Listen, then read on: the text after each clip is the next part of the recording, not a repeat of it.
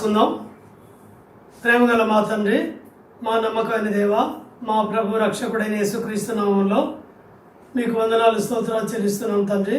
మేము ఇంకా పాపులుగా ఉన్నప్పుడు మీరు మమ్మల్ని ప్రేమించారు. మా కొరకై పరలోకం నుండి ఈ లోకానికి దిగి వచ్చారు. మాకు బదులుగా కల్వరి శిలువ మీద చనిపోయి సమాధి చేయబడి తిరిగి లేచారు. మీరు కాచిన అమూల్య రక్తం ద్వారా మాకు ఇచ్చిన పాప క్షమాపణకై నిత్య జీవ వరముకై మీకు వందనాలు స్తోత్రాలు చెల్లిస్తున్నాం తండ్రి. మమ్మల్ని మీ కుమారులుగా స్వీకరించినందుకు వందనాలు. మమ్మల్ని రాజులుగా అనేకుల కొరకు విజ్ఞాపన చేసే యాజకులుగా ఈ లోకంలో ఉంచినందుకు వందనాలు స్తోత్రాలు చెల్లిస్తున్నాం తండ్రి. నూతన యెరూషలేము సంఘంకే వందనాలు, ఫిలదెల్ఫియా సియోను మందిరంకే వందనాలు. మమ్మల్ని ప్రభా మరి ఇక్కడ స్థాపించి ప్రభా బేగంపేట, బోయినపల్లి, బాలంరాయిలో ఇంతవరకు కాచి కాపాడి భద్రపరిచారు. మీరు ఇచ్చిన నమ్మకమైన వాగ్దానములన్నీ నెరవేరుస్తున్నందుకు వందనాలు. కీర్తనలు 2:8 ప్రకారం నన్ను అడుగుము, జన్మను స్వాస్థ్యంగాను భూమిని దిగంతంలో సొత్తుగా ఇస్తామని చెప్పి ఇస్తున్నందుకు వందనాలు. యెషయా 27:3 ప్రకారం యెహోవాను నేను దాన్ని కాపు చేస్తున్నాను, ప్రతి నిమిషం నేను కట్టుచున్నాను, ఎవడును దానికి రాకుండా దివారాత్రం కాపాడుచున్నానని వాగ్దానం ఇచ్చి నెరవేరుస్తున్నారు.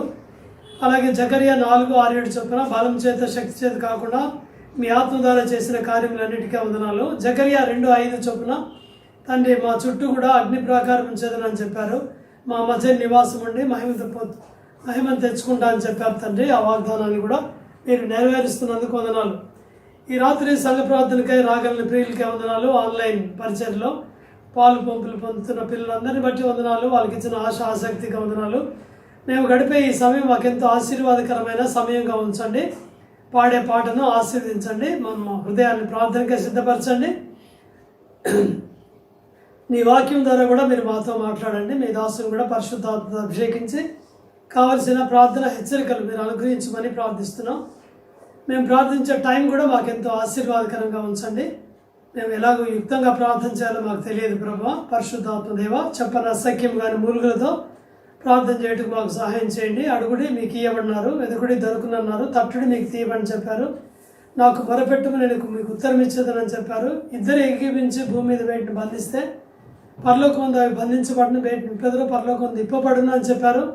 దయచేసి తండ్రి సమయంలో వాగ్దానాలన్నీ మీరు జ్ఞాపకం చేసుకొని మా ప్రార్థనలకు జవాబు దయచేయండి. మా చుట్టూ ఉన్న ప్రజలు నశించి నరకానికి, అగ్నిగుండానికి వెళ్తున్నారు తండ్రి. వారి పట్ల మాకు ప్రార్థనా భారమును, ఆత్మల గురించి చింతన మాకు అనుగ్రహించండి. మీ చిత్తమైతే ప్రభా తండ్రి ఈ కరోనా వ్యాధిని తరిమివేయమని ప్రార్థిస్తున్నాం తండ్రి. ప్రభా మరి ఎవరైతే వ్యాధి గుండా వెళ్తున్నారో ఇప్పుడు తండ్రి ఆక్సిజన్ గుండా వెళ్తున్నారు, తీసుకుంటున్నారు ప్రభా, మరి తండ్రి ఇంటెన్సివ్ కేర్లో ఉంటున్నారు, ఇలాంటి వారందరినీ కనికరించండి ప్రభా. వారికి మీ గురించి వినే ఒక అవకాశాన్ని తండ్రి మీరు అనుగ్రహించమని ప్రార్థిస్తున్నాం. కనికరించండి, మీ సన్నిధి మాతో ఉంచండి. మా ప్రభు మా రక్షకుడైన యేసుక్రీస్తు నమ్మకమైన బలమైన శక్తిగల నామంలో ప్రార్థించి నమ్మి వేడుచున్నాం తండ్రి, ఆమెన్. ఒక పాట పాడుకుందాం మనం. ప్రభు యేసు నా రక్షక అనే పాట పాడదాం. 544వ పాట, 544. ప్రభు యేసు నా రక్షక, నొసగు కన్నులు నాకు. 4 చరణాలు మట్టుకు పాడదాం. మొదటి 4 చరణాలు. ప్రభు యేసు నా రక్షక, నొసగు కనులు నాకు, నిరతమునే నిన్ను చూడా. ప్రభు యేసు నా రక్షక, నొసగు కనులు నాకు, నిరతమునే నిన్ను చూడా. అల్ఫయు నీవే, ఒమేగయు నీవే, అల్ఫయు నీవే, ఒమేగయు నీవే. ప్రభు యేసు నా రక్షక, నొసగు కనులు నాకు, నిరతమునే నిన్ను చూడా. ప్రియుడైన యోహాను పద్మసులో, ప్రియమైన యేసుని స్వరూపము. ప్రియుడైన యోహాను పద్మసులో, ప్రియమైన యేసుని స్వరూపము. ప్రియమారజూచి బహుధన్యుడాయి, ప్రియ ప్రభు నిన్ను చూడనిమ్ము. ప్రియమారచూచి బహుధన్యుడాయి, ప్రియ ప్రభు నిన్ను చూడనిమ్ము. ప్రభు యేసు నరక్షక నొసగు కనులు నాకు నిరతమునే నిన్ను చూడా. లేకాలేని మార్లు పడిపోతిని, దిక్కులేని వాడని నైతిని. లేకాలేని మార్లు పడిపోతిని, దిక్కులేని వాడని నైతిని. చక్కా చేసిన నేత్రాలు తెరచి గ్రక్కున నిన్ను చూడనిమ్ము. చక్కా చేసిన నేత్రాలు తెరచి గ్రక్కున నిన్ను చూడనిమ్ము. ప్రభు యేసు నరక్షక నొసగు కనులు నాకు నిరతమునే నిన్ను చూడా. ఎరిగి ఎరిగినే చెడిపోతిని, యేసుని గాయము రేపితిని. ఎరిగి ఎరిగినే చెడిపోతిని, యేసుని గాయము రేపితిని. మోసపోతి నేను దృష్టి తొలగితి, దాసుడ నన్ను చూడనిమ్ము. మోసపోతి నేను దృష్టి తొలగితి, దాసుడ నన్ను చూడనిమ్ము. ప్రభు యేసు నరక్షక నొసగు కనులు నాకు నిరతమునే నిన్ను చూడా. ఎందారేసుని వైపు చూచెదరో, పొందేదరు వెల్గు ముఖమున. ఎందారేసుని వైపు చూచెదరో, పొందేదరు వెల్గు ముఖమున. సంధియంబులేక సంతోషించుచు ముందుకు పరుగెత్తెదారు. సంధియంబులేక సంతోషించుచు ముందుకు పరుగెత్తెదారు. ప్రభు యేసు నరక్షక నొసగు కనులు నాకు నిరతమునే నిన్ను చూడా. ప్రభు యేసు నరక్షక నొసగు కనులు నాకు నిరతమునే నిన్ను చూడా. ఆల్ఫయు నీవే, ఒమేగయు నీవే. ఆల్ఫయు నీవే, ఒమేగయు నీవే. ప్రభు యేసు నరక్షక నొసగు కనులు నాకు నిరతమునే నిన్ను చూడా. దేవుని వాక్యాన్ని విందాం ప్రార్థనలోకి వెళ్ళక ముందు. Praise the lord. మన ప్రభు అయిన యేసుక్రీస్తు నామంలో మీకందరికి కూడా వందనాలు చెల్లించుకుంటున్నాం. దేవుడు మనల్ని ప్రేమించి మనకిచ్చినటువంటి ఇంకొక సంఘ ప్రార్థన సమయాన్ని బట్టి దేవుని స్తుతిస్తుంటున్నాం. ఈరోజు మనకు ప్రార్థనా సమయంలో ఉపయోగపడేలాగిన మార్క్స్ వార్త 1వ అధ్యాయము 29, 30, 31 వచనాల నుంచి మనము కలిసి చదువుకుందాం. Marks gospel chapter 1 verses 29 to 31, all of us together. వెంటనే వారు సమాజ మందిరంలో నుండి వెళ్ళి యాకోబుతోనూ యోహానుతోనూ సీమోను అంద్రెయ అను వారి ఇంట ప్రవేశించిరి. సీమోను అత్త జ్వరంతో పడి ఉండగా వెంటనే వారు ఆమెను గూర్చి ఆయనతో చెప్పిరి. ఆయన ఆమె దగ్గరకు వచ్చి చేయి పట్టి ఆమెను లేవనెత్తెను. అంతటా జ్వరము ఆమెను వదిలను గనుక ఆమె వారికి ఉపచారం చేయసాగెను. మనం సహాయం కొరకై ప్రార్థిద్దాం. పరిశుద్ధుడైనటువంటి యేసు ప్రభువా, దయగలిగిన తండ్రి, పరిశుద్ధుడు తండ్రి, మీకు స్తోత్రములు వందనం చెల్లించుకుంటున్నాం. మీ ప్రియకుమారుడు యేసుక్రీస్తు నామంలో మరొకసారి మీ పాద సన్నిధికి వస్తుంటున్నాం. మమ్మల్ని ప్రేమించి ఇచ్చినటువంటి సమయాన్ని బట్టి మీకు స్తోత్రములు తండ్రి. ప్రార్థనను మాకు నేర్పండి. ప్రార్థనలో సమయాన్ని గడపడానికి ప్రభా మీ కృప మాకు దయచేయండి. ప్రభా మీ వాక్యం ద్వారా మాకు బోధించండి. యేసుక్రీస్తు వారి నామంలో ఈ ప్రార్థన అడిగి వేడుకుంటున్నాం తండ్రి, ఆమెన్. మార్క్స్ సువార్తలో మనము 16 అధ్యాయాలు చూసుకుంటున్నాం. 16 అధ్యాయాల్లో కూడా ఇది సువార్తలన్నింటిలో చాలా చిన్నది. ది ఫాస్ట్ పేస్డ్ గాస్పుల్ అంటే ఒక రోమా సైనికుని కొరకై రాయబడినటువంటి త్వరగా రాయబడినటువంటి లేక చదవదగినటువంటి ఒక మార్క్స్ సువార్త అని చెప్పుకుంటారు. 16 వచ్చిన అధ్యాయాలు ఉన్నాయి. 16 మరి ఈ 1వ అధ్యాయంలో మనం చూసినట్లయితే వెంటనే అని 7 సార్లు చెప్పినటువంటి విధంగా మనం చూస్తాం. వెంటనే అని. మనకు సమయం ఉండకపోవచ్చు అంత చూడడానికి, కానీ శిష్యులు వారి యొక్క ప్రార్థనా జీవితం లేక వారు యేసు ప్రభుతో ప్రార్థన విషయంగా ఏం తెలుసుకున్నారు, ఇలాంటి సత్యాల గురించి మనము చూసి, అదేవిధంగా మనం కూడా మన జీవితాల్లో మనం ప్రార్థనా జీవితాన్ని మనం ఏ విధంగా సరిచేసుకోవాలి, యేసు ప్రభు మీద ఏ విధంగా మనం నమ్మకం కలిగి ఆయన కొరకై జీవించాలి, ప్రార్థనలో మనం ఎలాగ ఎదగాలి అన్న విషయాన్ని ఈ వాక్య భాగం గుండా మనం చూడాలని ఆశిస్తుంటున్నాను. ఈ వాక్య భాగంలో మనము యేసు మరి శిష్యుల గురించి మనము 7 విషయాలు చూస్తాం. మొట్టమొదటిగా వారు లోబడ్డారు. మార్క్స్ వార్త 1:20లో మరి ఆయన వాళ్ళని పిలువగా వాళ్ళంతా కూడా లోబడి వచ్చినట్లుగా మనం చూస్తుంటున్నాం. వెంటనే ఆయన వారిని పిలువగా, మరి ఇది యాకోబు యోహానుల విషయంగా చెప్తున్నారు. మరి వారి తండ్రిని జీతగానాన్ని అక్కడే వదిలిపెట్టి ఆయనను వెంబడించరి. యేసు ప్రభు స్వరం ఎవరైతే విన్నారో నీవు నేను కూడా యేసు ప్రభు యొక్క వాక్యాన్ని, ఆయన యొక్క సువార్తను విన్నాం కాబట్టి ఆయనను వెంబడిస్తున్నాం, ఆయనకు లోబడాలి. సో రెండవది, ఆయన్ను వెంబడించారు. శిష్యులు ఆయన్ను వెంబడించారు.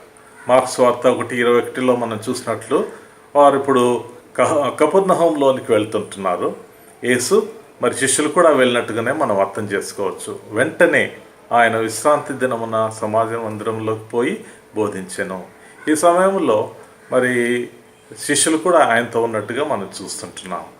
అక్కడ ఆయన మరి ఎన్నో అద్భుతాలు కూడా చేసినట్లుగా మనం చూస్తుంటున్నాము. మరి రెండవది, యేసు ప్రభు చేసే కార్యాలన్నిటి కూడా ఆయన సేవలో మరి ఈ శిష్యులు పాల్గొన్నట్టుగా మనం చూస్తుంటున్నాం. ఆయన సేవలో ఆయనతో పాటు అనేక విషయాలు నేర్చుకోబోతున్నారు వాళ్ళు. కాబట్టి ఆయనను వెంబడించటము, ఆయనతో ఉండటము, ఆయన సేవలో పాల్గొనటము, అర్థం చేసుకోవటము, ఆయన వారి కొరకై ఉన్నటువంటి ప్రణాళికలను అర్థం చేసుకోవటము, ఇది ఒక గొప్ప పని. మరి దేవుణ్ణి యేసు ప్రభుని ఎరిగినటువంటి నువ్వు నేను కూడా మరి సంఘంగా కూడా మనము ఆయన త్రోవలో నడవాలి, ఆయనను వెంబడించాలి. మరి సంఘ సేవలో కూడా మనం పాల్గొనాలి, సంఘ కార్యక్రమాలన్నింటిలో కూడా మనం పాల్గొనాలి. మరి ఆయన సినగాగ్ మరి ప్రార్థనా గృహానికి వెళ్ళి అక్కడ చేస్తున్నటువంటి కార్యాలన్నీ కూడా మరి శిష్యులు చూశారు. నువ్వు నేను కూడా ఆ విధంగానే చేయాలి. మూడవది, శిష్యులు ఇక్కడ ఏం చేశారంటే ఆయన్ను ఆ ఇంట చేర్చుకునిరి. 1వ అధ్యాయము 29వ వచనంలో మనం చూసినట్లు, వెంటనే వారు సమాజ మందిరంలో నుండి వెళ్ళి యాకోబుతోనూ యోహానుతోనూ సీమోను అంద్రేయ అను వారి ఇంట ప్రవేశించిరి. అంటే వీరు యేసు ప్రభువును తమ ఇంట చేర్చుకున్నట్టుగా మనం చూస్తుంటున్నాం. మన ఇంట్లో కూడా మనము యేసు ప్రభువుకు ముఖ్య స్థానం ఆయనకే ఇవ్వాలి. మన ఇంట్లో ఆయన రప్పించడం అంటే ఎలా, ఆయనకు ఒక చైర్ వేసి వేయటం కాదు, లేక ఆయన ఒక మూలలో కూర్చొని మన పనులు మనం చేసుకోవడం కాదు. మన ఆలోచనలో యేసుప్రభు ఉండాలి, మనం తీసుకున్న డెసిషన్స్లో యేసుప్రభు ఉండాలి. మన సంభాషణలోనూ మన ప్రతి విషయంలో కుటుంబంలో మరి తల్లిదండ్రుల మధ్య పిల్లల మధ్య జరిగే సంభాషణలు కానీ, ఆలోచనలు కానీ, డెసిషన్స్ కానీ, మన వాల్యూ సిస్టమ్స్ అంతా కూడా యేసుప్రభు యొక్క మాటలు లేక ఆయన యొక్క విలువలు కలిగి మనం జీవించాలి. ఎంత మంచి మాట చూడండి, యేసుప్రభువును ఇంట చేర్చుకోవటం, యేసుప్రభువును ఇంట్లో రప్పించుకోవటం. ఈ సీమోను అత్త జ్వరంతో పడి ఉండగా నాలుగో విషయం మనం చూస్తుంటున్నాం. సో నాలుగో విషయం మనం చూసేది ఏంటంటే వారు ప్రార్థించిరి. ఈ 29వ వచనంలో శిష్యులు యేసు ప్రభువుని ప్రార్థించిరి అని మనం చదువుకోము. కానీ ఇక్కడ మనం చదివినట్టుగా వెంటనే వారు ఆమెను గూర్చి ఆయనతో చెప్పిరి. ఎవరిని గూర్చి? సీమోను అత్త జ్వరంతో ఉంది. యేసుప్రభు మనం ఆయనను మన ఇంట్లో చేరిస్తే మనం ఆయనకు అన్నీ చెప్పవచ్చు. మన ప్రాబ్లమ్స్ అన్నీ కూడా, మన సమస్యలు అన్నీ కూడా దేవుడు ఎరిగి ఉంటున్నాడు. ఈ నాలుగో విషయం మనం చూస్తుంటున్నాం, ప్రార్థించిరి. వెంటనే ఆయన ప్రార్థించిరి. ప్రార్థించటం అంటే ఆయనకు తెలియజేయటమే. నువ్వు నేను కూడా చేయాల్సింది అదే. వాళ్ళు ఎలా చెప్పారు? వెంటనే చెప్పారు. నువ్వు కూడా నేను కూడా మరి మనకు ప్రార్థన అవసరాలు తెలిసిన తర్వాత వెంటనే మనము ప్రభువుకు ఇన్ఫార్మ్ చేయాలి, అంటే ప్రార్థన చేయాలి. అంటే మనకు రావాల్సినటువంటి ఫస్ట్ రియాక్షన్ ఏంటంటే ప్రభు దగ్గరికి ప్రార్థనలో వెళ్ళటము. ప్రభు దగ్గరికి ఇమీడియట్గా మనం వెళ్ళాలి. ఎందుకు? ఆయన మన ప్రార్థన కొరకై ఎల్లప్పుడూ చెవియొగ్గి ఉండేవాడుగా ఉంటున్నాడు. కీర్తన 46వ కీర్తనలో మొదటి వచనంలో మనం ఇలా చూస్తాం. ఇక Psalm 46 verse 1. Psalm 46 verse 1. కీర్తన 46వ కీర్తన మొదటి వచనం. God is our refuge and strength, a very present help in trouble. అంటే దేవుడు మనకు ఆపత్కాలమందు ఆయన నమ్ముకొనదగిన దేవుడు. మనకున్నటువంటి ఆపదలు సడన్గా వస్తాయి, చెప్పి రావు. కొన్ని అయితే చెప్పి వస్తాయి అనుకోండి, కానీ కొన్ని చెప్పి రావు. మోస్ట్లీ యాక్సిడెంట్స్ కానీ, లేక ఆపదలు కానీ, లేక పరిస్థితులు మనం 2 ఏళ్ల ముందు ఇలా అనుకోలేదు. మనమంతా ఇళ్లలో ఉండి ఇలా బయటకు పోకూడదు, ఇలాంటి విషయాలన్నీ మనకు తెలియదు. అంతకుముందు జనవరిలో ఎవరికి తెలియదు అంతగా. ఫిబ్రవరిలోనే మనకు మొదలైంది, మార్చి నుంచి ఇంకా ఉధృతంగా మనకు మొదలైంది. ఇలాంటి లాక్డౌన్ అంటే ఏంటి, ఇలాంటివన్నీ మనకేం తెలియదు. ఇప్పుడైతే మనమందరం నిర్బంధించబడి ఇంట్లోనే ఉండాల్సిన పరిస్థితి ఏర్పడింది. కానీ మనకు దేవుని వాక్యంలో చెప్పేది ఏంటంటే, God is our refuge and strength and ever present help in trouble. దేవుడు మనకు ఆశ్రయమును దుర్గమునయున్నాడు, ఆపత్కాలములో ఆయన నమ్ముకొనదగిన సహాయకుడు. మనకు ఇమీడియట్గా రావాల్సినటువంటి ఫస్ట్ రియాక్షన్ ఏంటంటే, శిష్యులాగా వెంటనే వారు ఆయనకు తెలియజేశారు, ఆమెను గురించి తెలియజేశారు. ఆ తర్వాత యేసుప్రభు వచ్చి ఆయన దగ్గరికి వచ్చి చేయి పట్టుకొని ఆమెను తాకాడు, స్వస్థపరిచాడు. ఇక్కడ మనకేం తెలుస్తుంది అంటే, దేవుడు మనకు ఎల్లప్పుడూ సహాయకుడిగా సమీపంలో ఉన్నాడు. హెచ్జి వెల్స్ అని ఒక నాస్తికుడు, ఆయన పెద్ద రైటర్, రాస్తాడు పుస్తకాలు. ఆయన రాయటంలో నాస్తికుడు దేవుణ్ణి నమ్మడు కాబట్టి ఈ కీర్తన 46వ వచనాన్ని బట్టి ఆయన ఇట్లా చెప్పాడు, and ever present help in trouble అని మనం దేవుని వాక్యం రాస్తే ఆయన ever absentee in times of trouble అని రాశాడు. అంటే ఆయన ప్రకారము దేవుడు మనకు అవసరమైనప్పుడు ఆపత్కాలంలో ఆయన ఎప్పుడు మనం ఉండడు మనతో పాటు అన్నట్టుగా హెచ్జి వెల్స్ రాస్తాడు. కానీ కీర్తన 46, 47, 48 ఈ మూడింటి బ్యాక్గ్రౌండ్ మనం చూసినట్లయితే ఎంతో ఆపద అక్కడ ఉండింది. హెజ్కియా రాజు అష్షూరు రాజులతో గొప్ప యుద్ధాన్ని చేయాల్సిన పరిస్థితి వచ్చింది. కానీ యుద్ధాన్ని చేయటానికి అంత శక్తి లేదు ఆయనకు. దేవుని దగ్గరికి వెళ్ళాడు హెజ్కియా రాజు, ప్రార్థన చేశాడు. దేవుడు తన దూతను పంపి ఒకటే నైట్ తెల్లవారు లేచి చూసే లోపల 1,85,000 శవాలు పడి ఉన్నాయి. దేవుడు అంత గొప్ప కార్యాలు చేశాడు. కాబట్టి కీర్తన 46:1 46, 47, 48 ఈ అధ్యాయాలు మనం చూస్తాం. దేవుడు మనకు ఆశ్రయమును దుర్గమునై ఉన్నాడు, ఆపత్కాలంలో ఆయన నమ్ముకొనదగిన సహాయకుడు. ఈరోజు నీకు నాకు మనకున్నటువంటి పరిస్థితుల్లో కూడా మనకు నమ్ముకొనదగిన సహాయకుడు ఎవరంటే యేసుప్రభువే. కాబట్టి మనం నమ్మాలి. నమ్మదగిన దేవుడు, నమ్ముకొనదగిన దేవుడు. దేవుని వాక్యంలో కూడా మనం చూస్తాం, ఆయన though we are unfaithful, he still faithful. మనము నమ్మకస్తులం కాకపోయినా కానీ ఆయన ఇంకా కూడా నమ్మకస్తుడే. అంటే మనకు వచ్చినటువంటి రియాక్షన్, మనం ఇచ్చినటువంటి రియాక్షన్ ఆయన చేయడు. ఆయన మనం అపనమ్మకస్తులమైనా కానీ ఆయన నమ్మకంగా మన పట్ల ఉంటాడు. సో 4వ విషయం మనం చూస్తుంటున్నాము, ఆయనను ప్రార్థించి, ఎలా ప్రార్థించారంటే వెంటనే సీమోను అత్తను గురించి యేసు ప్రభువు చెప్పారు. నేను చేయవలసింది కూడా అదే. మన పిల్లల నిమిత్తము, మన బంధువుల నిమిత్తము, మన కుటుంబాల నిమిత్తము అందరూ కూడా రక్షించబడేలాగిన వారందరి విషయమై యేసు ప్రభు దగ్గరికి తీసుకెళ్ళాలి. మన కొలీగ్స్ కానీ, మనతో పాటు పనిచేసే వాళ్ళు కానీ, మన చుట్టుపట్ల ఉన్నటువంటి మన వారితో కానీ, మన లొకాలిటీలో ఉన్న వాళ్ళు, మనకు తెలిసిన వాళ్ళు, వీళ్ళందరి విషయం కూడా వారి ఆత్మక్షేమం విషయమై మనం ప్రభు దగ్గరికి తీసుకెళ్ళాలి.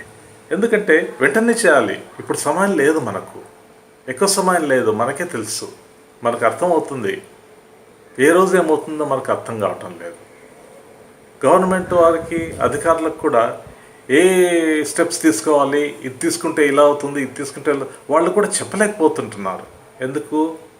కొత్త రోగం, కొత్త పరిస్థితి, కొత్త విషయాలు, కొత్త జీవిత విధానాలు, న్యూ లైఫ్ స్టైల్ రాబోతుంది, వచ్చేసింది ఆల్రెడీ. కాబట్టి ఎటువంటి పరిస్థితుల్లో మరి దేవుని బిడ్డలుగా నీకు నాకు మనకు ఎక్కువ సమయం లేదు, కానీ దేవుని బిడ్డలుగా మనకు ఒక గొప్ప రెస్పాన్సిబిలిటీ ఉంది. అదేంటి? మరి ప్రార్థన చేయటానికి, వారందరి కొరకే ప్రార్థన చేయాలి. మన ఆత్మీయ విషయాలు, వీటన్నిటి విషయమై మనము ప్రభు దగ్గరికి పరిగెత్తి తీసుకొని వెళ్ళాలి. ఇటువంటి అవసరంతో, ఇటువంటి లేక అర్జెన్సీతో మనము ప్రభువును సమీపించాలి. 4వది మనం గమనించినాం. దేవుని వాక్యాల్లో కూడా మనకు చెప్పబడినట్టుగా ఫిలిప్పీయులకు రాసిన పత్రిక 4వ అధ్యాయంలో మనము కృతజ్ఞత విజ్ఞాపనలన్నీ కూడా మనము యేసు ప్రభు దగ్గర తీసుకెళ్ళాలి. ఫిలిప్పీయులు, ఆ వాక్యం మనం చదువుతాం. ఫిలిప్పీయులకు రాసిన పత్రిక 4వ అధ్యాయము, ఫిలిప్పీ 4, 6, 7 వచనాలు మనం చూసినట్లయితే,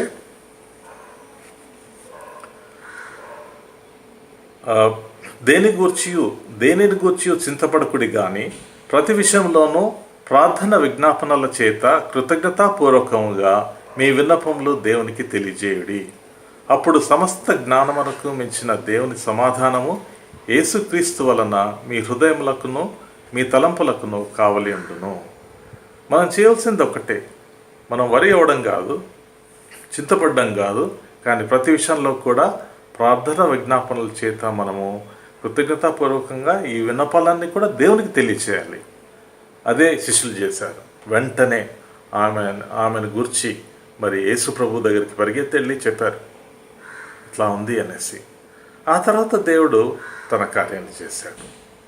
కొన్నిసార్లు దేవుడు ఆ దగ్గరలో ఉన్న మరి తాకి స్వస్థపరిచినట్టుగా చూస్తాము. కొన్నిసార్లు కేవలం మాట చేతనే, వేరే చోట్ల ఉన్నప్పుడు కూడా ఆయన కేవలం మాట చేతనే స్వస్థపరిచినట్టుగా మనం చూస్తాం. ఈరోజు మనము యేసు ప్రభువును మన కళ్ళతో చూడం, కానీ విశ్వాసంతో మనం ఆయన ప్రార్థించవచ్చు. ఆయన ప్రార్థనను విని ఆయన మనకు జవాబిచ్చే దేవుడిగా ఉంటున్నాడు. కాబట్టి మనము ప్రార్థించాలి. మనము విషయాలన్నీ కూడా యేసు ప్రభు వారికి తీసుకువెళ్ళాలి. 5వ విషయము మనం చూసినట్లయితే, ఈ శిష్యులు పర్ఫెక్ట్ పీపుల్ అయితే ఏం కాదు, they are not perfect people. అనేక విషయాల్లో వాళ్ళు 5వ విషయం మనం చూసేది ఏంటంటే, వాళ్ళు చిన్నపిల్లలను దేవుని దగ్గరకు తీసుకొస్తే పేరెంట్స్ను గద్దించారు. అది మార్క్స్ వార్త 10వ అధ్యాయం 13వ వచనంలో మనం చూస్తాం. చిన్నపిల్లలందరూ వారు తీసుకొస్తున్నారు తల్లిదండ్రులు, కానీ వారందరినీ గద్దించినట్టుగా చూస్తున్నాం. అయితే యేసు కోపపడి అని చూస్తాం మనం. దేవుడు అది, యేసు ప్రభు అది అప్రిషియేట్ చేయాలి. యేసు ప్రభుకు మనం అందరం కూడా రావాలి అని ఆయన ఇష్టం. కాబట్టి మనము ఇక్కడ గుర్తించేది ఏంటంటే, శిష్యులు కొన్నిసార్లు మరి ఫెయిల్ అయ్యారు. అట్లీస్ట్ 3 విషయాల్లో మనం చూడవచ్చు. ఒకటేమో ఈ విషయంలో మరి శిష్యులు వాళ్ళు చిన్నపిల్లలను రాకుండా వాళ్ళను అడ్డుకున్నట్టుగా మనం చూస్తుంటున్నాం. ఇంకో విషయం, 6వ విషయం, ఇంకోటి మన ధ్యాసకు తీసుకురావాలనుకుంటున్నాను ఏంటంటే, యోహాను సువార్త 9వ అధ్యాయంలో మనము పుట్టుగుడ్డి వాని గురించి చూస్తాం. అక్కడ మరి ఆయన పుట్టుగుడ్డి వాడుగా ఉంటున్నాడు. శిష్యులు, యేసుప్రభు అందరూ చూశారు ఆ పుట్టుగుడ్డి వాడిని. కానీ యేసుప్రభుకు ఉన్నటువంటి రియాక్షన్ వేరు, వాళ్ళందరికీ శిష్యులకు ఉన్నటువంటి రియాక్షన్ వేరుగా ఉన్నట్టుంది చూస్తున్నాం మనం. శిష్యులు ఏమంటున్నారు, వాళ్ళకు ఉన్నటువంటి టెక్నికల్ ఆస్పెక్ట్స్ ఎక్కువ వాళ్ళకు ఇంపార్టెంట్. వారు ఈ పుట్టుగుడ్డివాడు యేసుప్రభు వలన మరి స్వస్థపరచబడగలడు అన్న విషయం వారికి దానికంటే అది అసలు తోచిందో లేదో తెలియదు. కానీ వాళ్ళు అడుగుతున్నారు, బోధకుడా, వీడు గుడ్డివాడే పుట్టడానికి ఎవడు పాపం చేశాడు? వీడిని కన్నవాడా? వీడు పాపం చేశాడా లేక వీళ్ళ పేరెంట్స్ పాపం చేశారా? ఈ గుడ్డివానిగా పుట్టాడు అట్లా అనేసి. ఇక్కడ గమనించాల్సిన విషయం ఏంటంటే, మరి దేవుని క్రియలు వీని యందు ప్రత్యక్షపడుటకే వీడు గుడ్డివానిగా పుట్టెను అని యేసుప్రభు చెప్తా ఉన్నాడు. ఈ తర్వాత 2వ వచనం తర్వాత మిగతా అంతా చూసినట్లయితే ఈ 41 వచనాలలో ఇంకా శిష్యులను గురించి అక్కడ ఏం చూడం. యేసుప్రభుని గురించి, ఆ గుడ్డివాని గురించి, లోకల్ పీపుల్ గురించి, వాళ్ళ ఇన్వెస్టిగేషన్ను బట్టి, తర్వాత మరి సమాజ మందిరం, మరి ఆ పెద్దలు వారు చేసే ఇన్వెస్టిగేషన్, ఇవే మనం చూస్తాం. కానీ శిష్యులు అసలు సీన్లోనే లేరు. ఇది ప్రభు శిష్యులకు నేర్పినటువంటి ఒక పాఠం ఏంటి? ఏదైతే మరి యేసు ప్రభు సమస్తాన్ని చేయగలడు, ఆ శక్తి దేవుని దగ్గర ఉంది. దేవునికి మనుషులకు ఏదైతే అసాధ్యమో దేవునికి సాధ్యమో అని మరి నిరూపించడానికి ఇది ఒక గొప్ప కార్యాన్ని మరి దేవుడు వారందరి మధ్య చేసినట్టుగా మనం చూస్తుంటాం. యేసు ప్రభు చేసినట్టుగా మనం చూస్తుంటున్నాం. ప్రస్తుతం మనము ఎటువంటి క్లిష్ట పరిస్థితి అయినా సరే, ఎంత కఠినమైన పరిస్థితి అయినా సరే, మనం ప్రభు దగ్గరికి ఆ విషయాలన్నీ కూడా తీసుకొచ్చి ఆయన దగ్గర ప్రార్థనలో మనము ఆయనకు తెలియజేయచ్చు. ఆయన తప్పక మరి మన ప్రార్థనలకు జవాబిచ్చేవాడుగా ఉంటున్నాడు. 7వది ఆఖరి విషయం మనం చూస్తున్నాం ఏంటంటే, మత్తయి 26:41 మనం చూస్తాం. గెత్సెమనే తోటలో మరి యేసు ప్రభు ఆయన శిలువపై